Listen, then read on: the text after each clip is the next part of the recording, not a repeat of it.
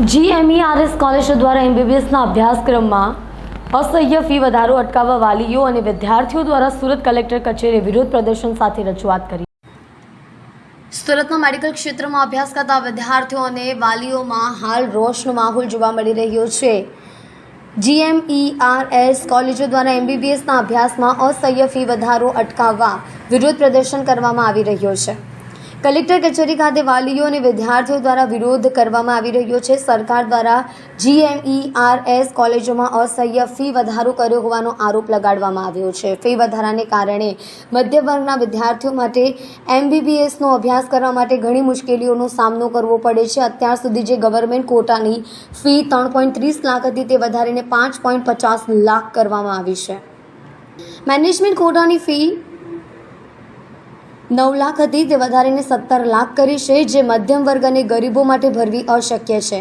એક તો આ વર્ષ દરમિયાન નીટની એક્ઝામમાં ગેરરીતિ થઈ છે, જેને કારણે કટ ઓફ મેરિટનું ઘણું ઊંચું ગયું છે અને ન્યાય હજુ સુધી વિદ્યાર્થીઓને મળ્યો નથી। ત્યાં આ ફી વધારો દાજા પર ડામ આપવાનું કામ કરે છે। વાલીઓએ કહ્યું કે એક તો આજના સમય પ્રમાણે ડૉક્ટરોની માંગ વધી છે, ત્યારે સરકાર સરકારી બેઠક વધારવાની જગ્યાએ ફી વધારીને એવું સાબિત કરવા માંગે છે કે ડૉક્ટર બનવાનો હક ગરીબો કે મધ્યમ વર્ગ માટે નથી, પરંતુ અમીરો માટે છે। ગરીબો અને મધ્યમ વર્ગના વિદ્યાર્થીઓ પણ ડૉક્ટર બની શકે, સમાજને તંદુરસ્ત બનાવવાની પોતાની ફરજ અદા કરી શકે છે।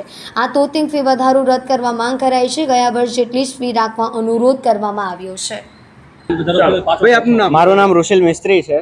હું 2024નો નીટ યુજીનો કેન્ડિડેટ છું એન્ડ મેં આ વર્ષે નીટ આપેલી હતી, પણ હવે છે કેવું કે કટ ઓફ પ્રમાણે મારું પ્રાઇવેટ કોલેજમાં જ લાગે એમ છે। પણ હવે પ્રોબ્લેમ એ છે કે અમે અત્યાર સુધી એવી એક્સપેક્ટ કરેલું હતું કે અમારી ફી 7.5 લાખથી લઈને 8.5 લાખ સુધીની હશે, પણ હવે એવું જણાવવામાં આવે છે કે અમારી ફી હવે પ્રાઇવેટ કોલેજીસની અરાઉન્ડ 17 lakhs જેટલી થઈ જશે, જે કે બહુ જ પ્રોબ્લેમેટિક કહેવાય, કારણ કે અમારા પેરેન્ટ્સને પછી બહુ ફેસ કરવું પડે અને જે કે સારી વસ્તુ નથી।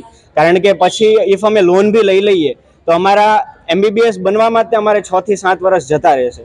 ઇવન ડૉક્ટર બનવામાં હવે અમારે MS સર્જન કે MD કરવું હોય તો અમારે 6 થી 7 વર્ષ આમનામ જ જતા રહેશે, જે કે બહુ વધારે કહેવાય duration to take a loan. તો એ પણ હવે આમ એક્સેપ્ટેબલ નથી લાગતું અમને।